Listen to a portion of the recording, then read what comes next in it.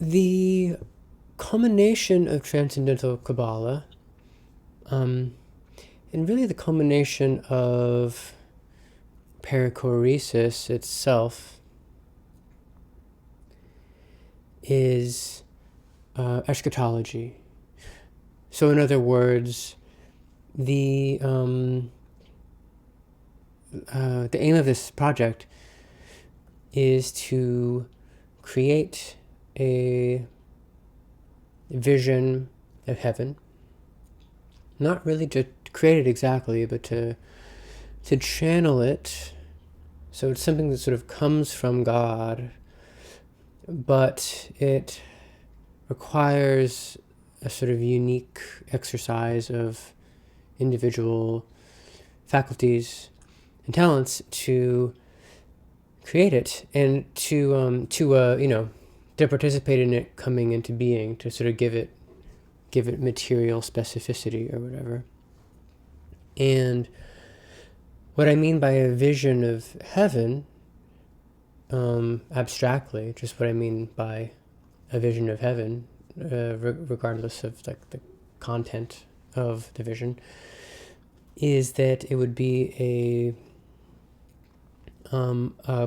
coherent and thorough system of concepts about how heaven would be structured, or how a redeemed world would be structured, like what its sort of juridical and legal structure would be, what rights its citizens would have, and how their lives would unfold, and how they would relate to one another and to their own talents, and how problems would be solved, and so forth.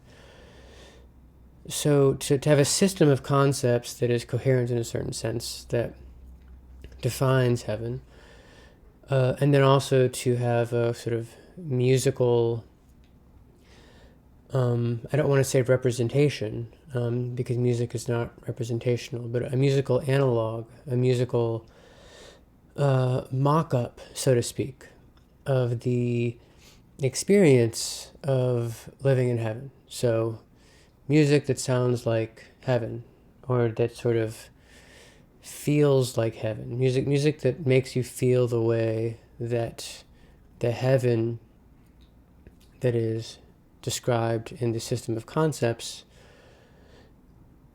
is, according to those concepts. So there's a musical dimension to heaven, or to the kind of mock-up of heaven. A system of concepts that define its legal structure, its constitution almost, if you will.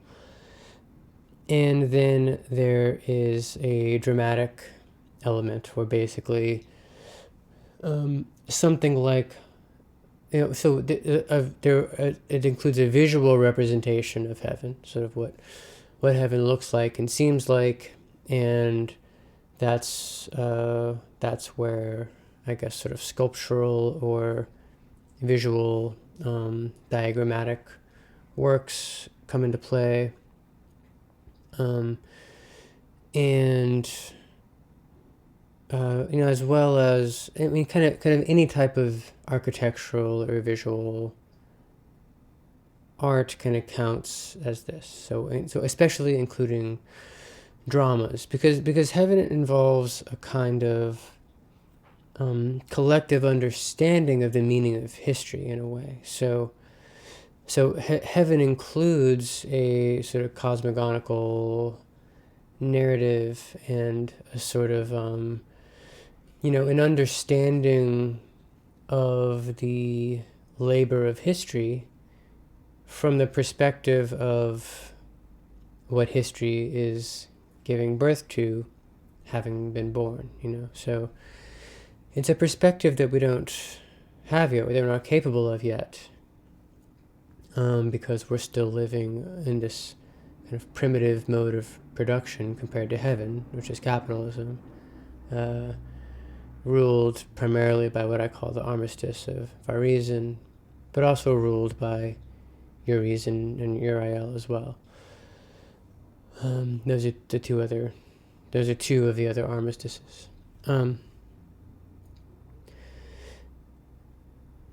And the vision of heaven is not the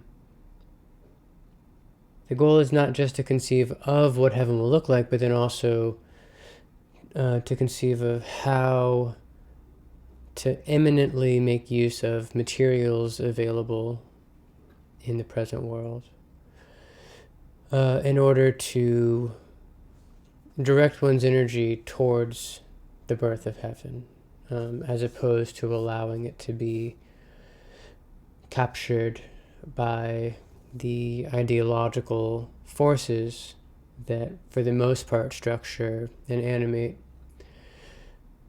cultural activity, oftentimes in surreptitious and deceptive ways. I think there are a lot of people who don't realize that they're contributing to ideology, and that's just how sophisticated ideology is. So that's all just a prologue, kind of, to what I thought this video would be about. And what that is what are the theoretical foundations for the conceptual account of heaven. So here are some important ones.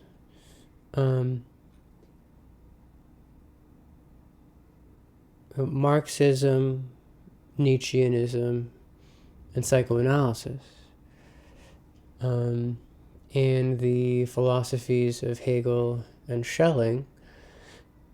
Those are all different things. I mean, in a way, very different things. They kind of define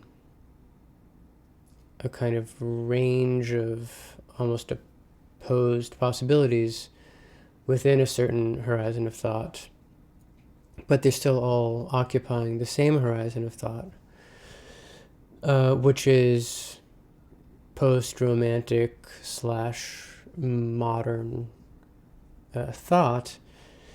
And they're all visions of utopia that, psychoanalysis is not a vision of utopia.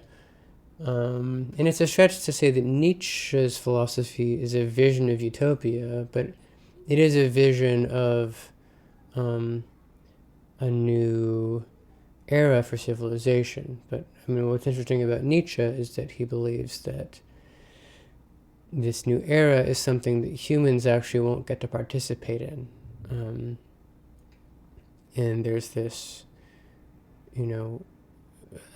like affirmation of finitude in a way, and grasping and accepting that the Nietzschean artist philosopher, or the individual who's inspired by Nietzsche's philosophy, realizes that the world that they're giving birth to is not a world for them. It's a world for, beings that may never even know about them or care about them. Those beings being the Übermensch.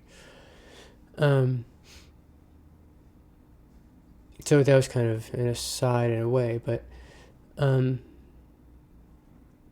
interested in taking materials from Nietzsche's vision, and also taking materials, or using as materials, aspects of Marx's vision, especially the kind of early humanist Marx, who sees communism as a world with a planned economy where the people, the individuals populating it, are much more intelligent than we are. They're like, it's a world that can be a planned economy, because education is so good. Because technology and logistics have become very sophisticated. So in a lot of ways, they can almost run themselves, and industrial production no longer needs to expand. And then individuals are sort of educated in society in a way that encourages them to make contact with their unique gifts and find ways to express those gifts in a way that is beneficial to others, and that's pretty much what the early Marx means by the cessation of exchange values reign over society. So currently, the reason that the world exists in some kind of literal sense is so that more exchange value can be generated, so that profit can increase. Like the world would sort of collapse if profit stopped increasing, or if the rate even stopped accelerating. And not just profit, but productivity and communication of information and distribution of goods, and even consumption. There needs to be more consumption, but there's just this increased quantity that matters a lot more than quality. Marx associates quality with use value, but that what will reign over communism will be neither exchange value nor use value, because use value just has to do with subsistence and the reproduction of your kind of biological being, or maybe your social being too, but it doesn't have to do with the unfolding of the meaning of your soul, and that part of life, like what everyone kind of knows is the most important thing in life, like that will be what heaven is made out of. The laws and rights that are structuring heaven will all be pertaining to the development of the soul.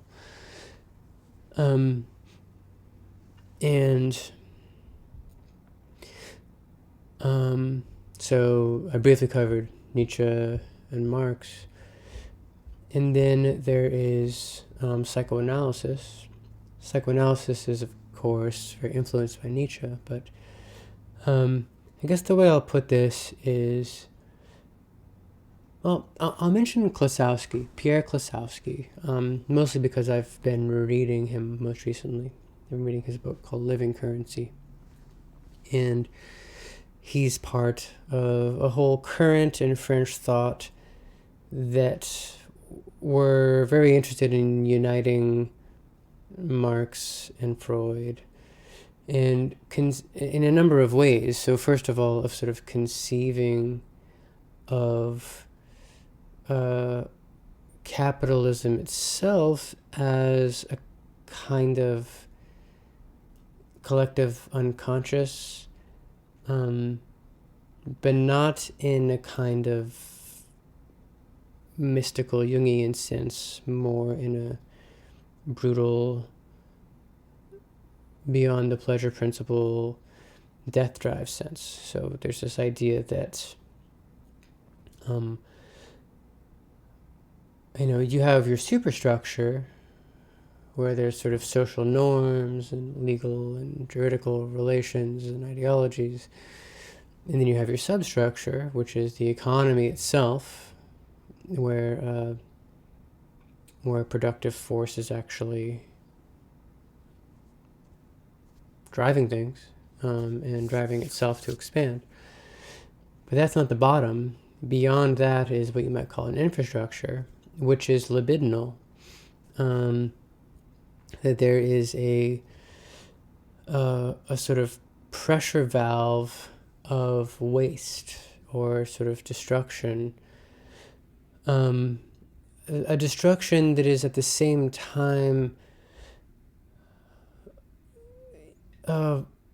in opposition and in opposing union with a complementary principle of growth and sustenance, which is in essence a cosmic death drive. So for example, I could probably be making this point in a more concise way, but who cares?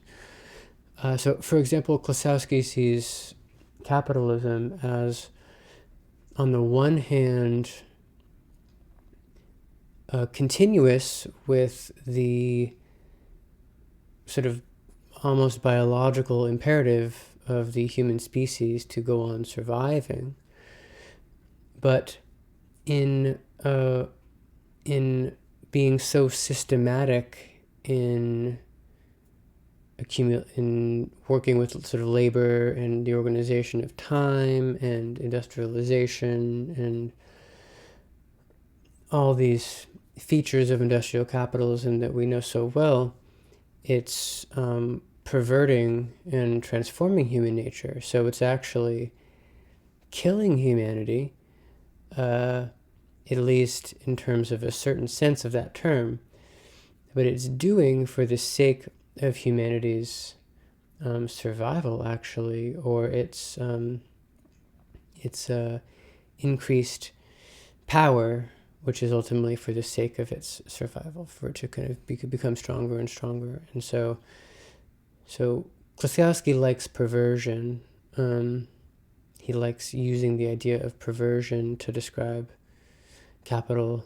Deleuze and Guattari prefer schizophrenia. There's this whole sort of tradition of French thinkers who are trying to be a bit edgy in connecting, first of all, in connecting capital to ontology.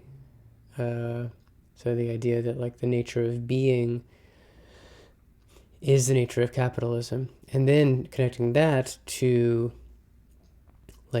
extremely neurodivergent psychic structures, in particular perversion and schizophrenia. And there's this influence of Sade and Judge Schraber and these kind of famous people with personality disorders, as we would say today, from the past. But the reason I bring up the psychoanalytic aspect is I think that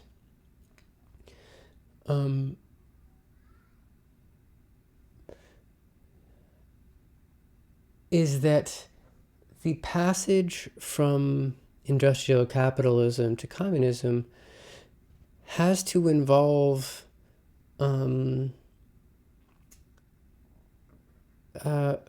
fantasy and what is most primal in the relationships between human beings.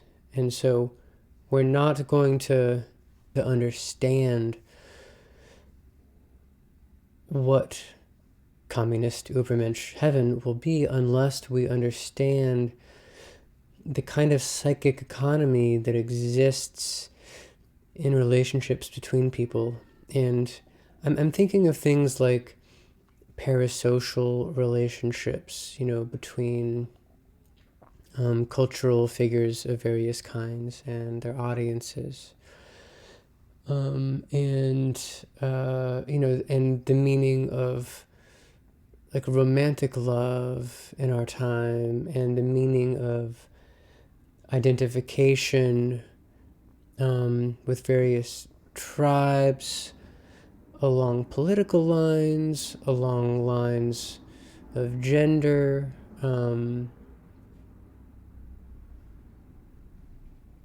religious lines, things like this. And one can make the case that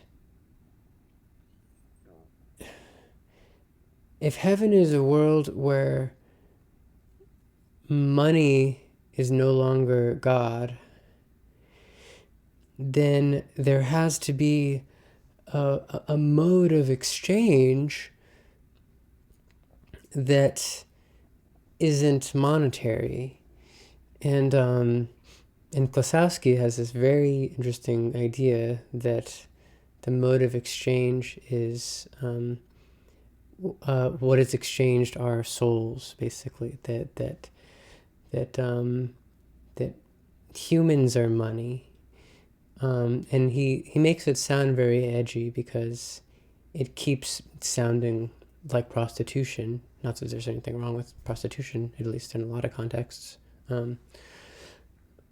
But what he is sort of pointing to is some kind of social bond that requires like a higher state of consciousness that is shared in such a way that society as a whole functions a lot like an avant-garde hotbed, or like a DIY music scene, or like the scientific community or something like that. Like I think that's more or less what he has in mind. You know, that everyone pursues their fundamental drive, their fundamental fantasy, their true will, as Aleister Crowley puts it, their Spieltrieb, as Schiller puts it, or the drive is used by many in German idealism and French post-structuralism for this innate kind of human will that is the kind of individual corollary to God's will. So it's not oriented towards practical success or any kind of recognition or really any kind of sin. Like it's not compromised. It's not compromised, and it's not practical. And so it's a bit dangerous and magical, and it doesn't pertain to clear goals and methodical planning so much. And anyway, so everyone is pursuing this, and they're sort of relating to one another as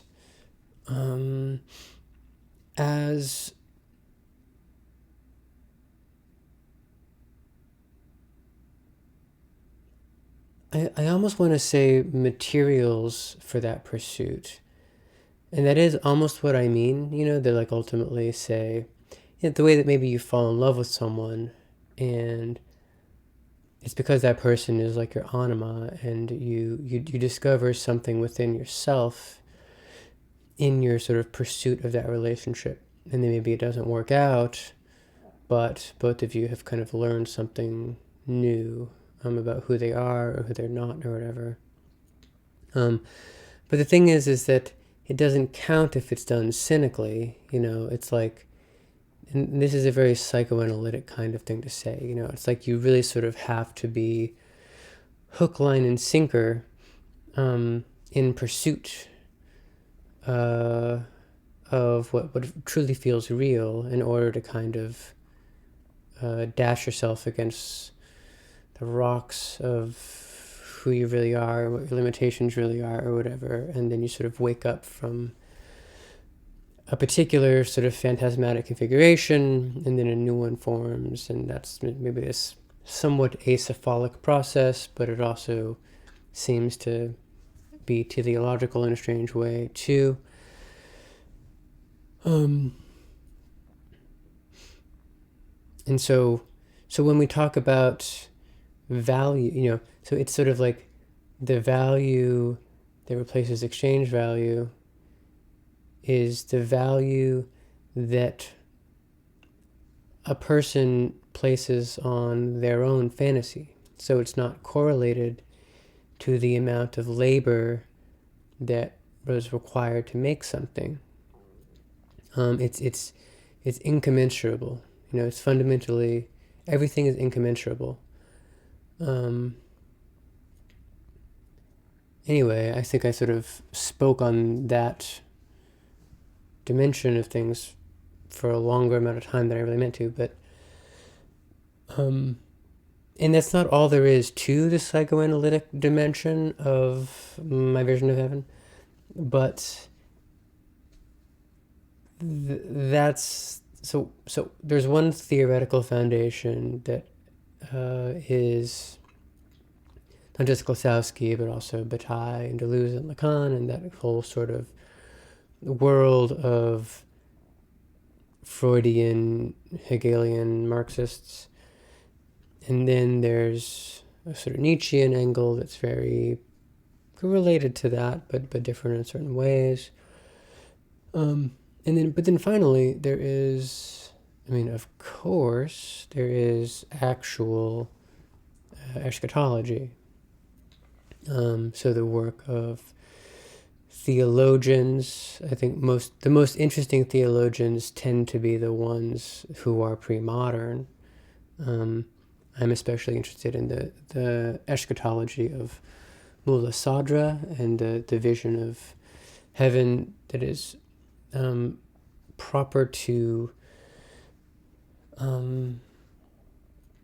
relatively modern Islam, or at least the kind of era in Islam where the notion of the imaginal realm has been refined and a major idea in this. Like, Sadra has a very Kantian vision of transcendental psychology, even though he had no connection to Kant.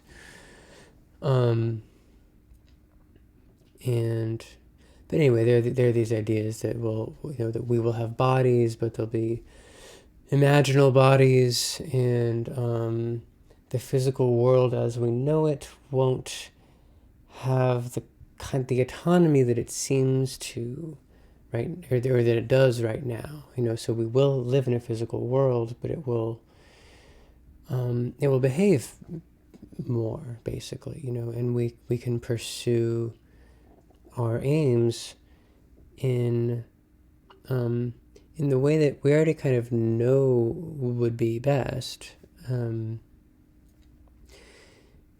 that has a lot to do with there being a sort of permanent beatific vision where the true, the good, and the beautiful are sort of always shining down on us, and we can feel it, and that they are true motivating forces. These infinite ends. Reza Negrestani loves to talk about the infinite ends. That sort of like the beings of the future will be oriented towards. That topics like, topics is kind of the wrong word, but like fields of action and inquiry, like politics and art and science, which, really, I think that regime will kind of end, and there will only be music, drama, and philosophy. But truth, goodness, beauty, justice, like those, I'm kind of jumbling a bunch of different angles at the same fundamental infinite ends. But these what the medievals called transcendentals, truth, goodness, beauty, and justice, are the transcendentals in medieval Christian philosophy. That they're a special kind of goal, because they're infinite, and when you participate in them, your desire for them will never be satisfied, and you'll never consume the energy that you're getting from them. Instead, you become transformed, and you, unlike finite ends where you desire it less and less the more and more of it you get, with infinite ends you desire it more and more the more you get. And so society will become more just and good and beautiful and true all the time, and people won't be as distracted by immediate present concerns that are for the most part self-destructive and are only attractive because of myopia.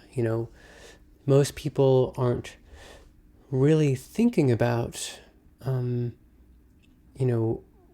what they want their life to ultimately be like. This is kind of a commonplace, like try to act from where you want to be in 5 years, or from what you want on your tombstone or whatever, or from what, the biggest one obviously is from what you want the world, what kind of future do you want to pass on to your children, like those thoughts currently in the Armistice of Reason, they're not the primary animating force of conduct and activity, but they are intermittently. And in heaven, I mean, maybe personal, more immediate desires and gratifications and conflicts will flare up now and then, but they will be the exception. And the primary vector will be the true, the good, the beautiful, and the just, which is music, drama, philosophy, and architecture. Architecture being the correct relationship between music, drama, and philosophy. And I encapsulate all of this in 4 laws that have proper names. They're both laws and rights: sovereignty, hierarchy, emancipation, and individuation.